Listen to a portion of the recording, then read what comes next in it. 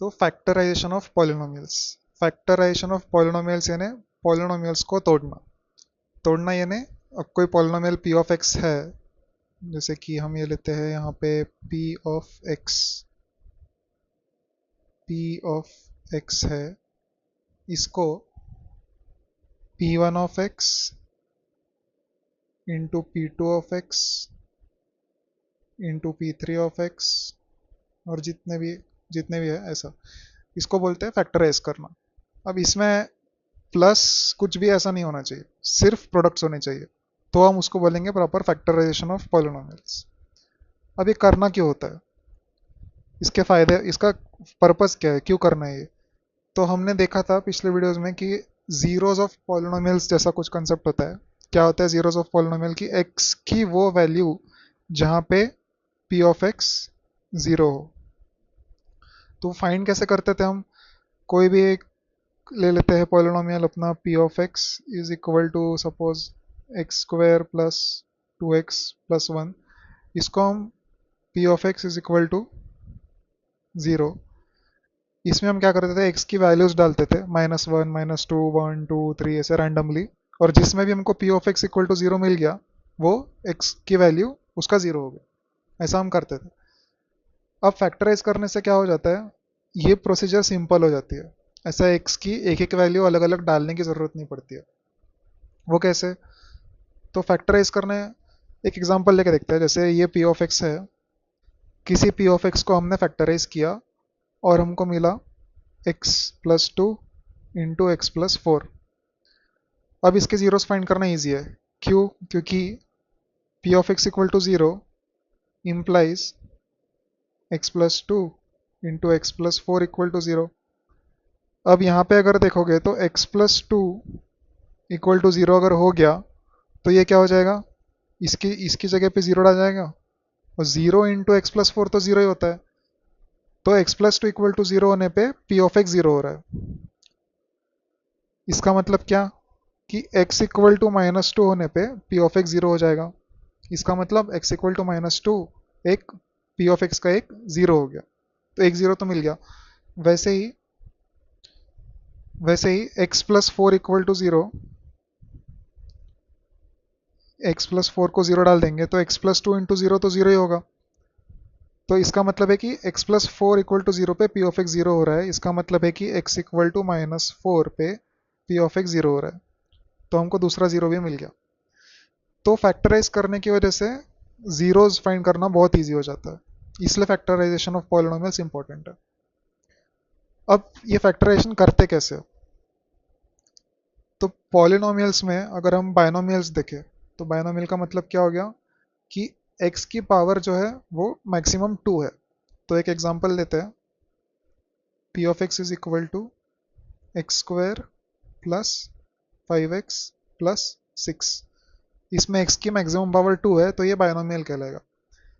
तो बायनोमियल्स को फैक्टराइज करने के लिए ट्रिक है, उसमें ट्रिक क्या है, कि जो मिडल टर्म रहती है उसको हमको तोड़ना है, स्प्लिट करना है। स्प्लिट कैसे कर सकते हैं इसको, तो 5x इज इक्वल टू हम लिख सकते हैं 4x प्लस एक्स। अब इसमें एडिशन में स्प्लिट करना है, सब इसको मल्टीप्लिकेशन में नहीं, सिर्फ एडिशन या सब्ट्रैक्शन। तो 5x को हम लिख सकते हैं 4x प्लस एक्स, हम इसको 3x प्लस 2x भी लिख सकते हैं, और क्या लिख सकते हैं 2.5x प्लस 2.5x। ठीक है, अब इसमें से क्या चूज करें हम, कि हम इसको फैक्टराइज कर पाए p ऑफ x को। तो हमको चूज वो करना है जिससे कि इसका जो प्रोडक्ट है, जैसे देखो पहली सिंपल चीज तो है कि 2.5 हम नहीं ले सकते, हमको पहला रूल ये है कि सिर्फ इंटीजर्स लेने हैं, डेसिमल्स नहीं लेने। ठीक है, तो ये तो कैंसिल हो गया, दो ऑप्शन बचे, 4x प्लस एक्स और 3x प्लस 2x। अब इसमें x के अगर कोएफिशिएंट देखेंगे हम, तो इसमें क्या है 4 और 1, इनका प्रोडक्ट है 4। तो सेकंड वाले इसमें क्या है कि 3x प्लस 2x है, तो 3 इंटू टू 6। तो रूल, तो ट्रिक ये है कि हमको वो वाला सम लेना है जिसमें कि ये प्रोडक्ट कांस्टेंट टर्म के बराबर हो। ठीक है, फिर से देखते हैं। जो मिडल टर्म है 5x, उसको हमने स्प्लिट किया। उसको स्प्लिट करने के बहुत सारे तरीके थे। पहला था 4x plus x, 3x plus 2x, तीसरा था 2.5x प्लस 2.5x। तो पहला रूल हमने देखा कि वो इंटीजर नंबर्स के साथ ही स्प्लिट होने चाहिए। तो स्प्लिट करने में जो x का कोएफिशिएंट है, x के जो कोएफिशिएंट है इसमें 2.5 2.5, ये डेसिमल अलाउड नहीं है। ये ट्रिक का रूल है कि वो डेसिमल्स नहीं हो सकते। ठीक है, तो उस हिसाब से अब दो ही ऑप्शन बचे, 4x प्लस एक्स और 3x प्लस 2x। अब उसमें से कौन सा चूज करना है? उसमें से वो चूज करना है जिसमें x के कोएफिशिएंट का प्रोडक्ट वो कांस्टेंट टर्म के बराबर हो। कोई भी बाइनोमियल में कांस्टेंट टर्म होगा। तो कांस्टेंट टर्म मतलब क्या है? जिसके साथ कोई वेरिएबल ना हो। अब इसमें x है नहीं, x रेस टू 0 है, तो ये कांस्टेंट टर्म है 6। तो इसमें जो प्रोडक्ट है 3 और 2 का वो 6 है, कांस्टेंट टर्म के बराबर है।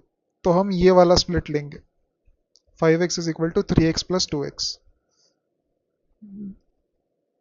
ठीक है, अब करके देखते हैं कि क्या होता है। तो 5x को हमने लिखा 3x प्लस 2x प्लस 6। अब जो ये टर्म है, इसमें से हम x को कॉमन ले अगर, तो ब्रैकेट में क्या बचेगा? x प्लस 3, है ना। x into x, x square हो जाएगा, और x इंटू 3x हो जाएगा।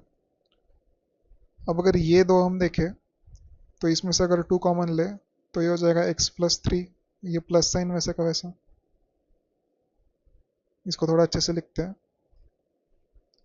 x into x plus 3 plus 2 into x plus 3। अब इसमें से जब हम x प्लस 3 कॉमन निकालेंगे तो बचेगा x प्लस 2। तो ये हो गया फैक्टराइज। अब जीरोस कैसे फाइंड करेंगे? तो p of x equal to 0, यानी ये 0 हो जाएगा। ये कब 0 हो सकता है? जब x प्लस 3 0 होगा या x प्लस 2 0 होगा। इसका मतलब है x इक्वल टू -3 और x इक्वल टू -2, ये दो इसके हमको जीरोस मिल गए। तो इस तरह से फैक्टराइजेशन के कारण हम जीरोस, हम हमारे लिए जीरोस फाइंड करना इजी हो जाता है किसी भी पॉलिनोमियल के लिए।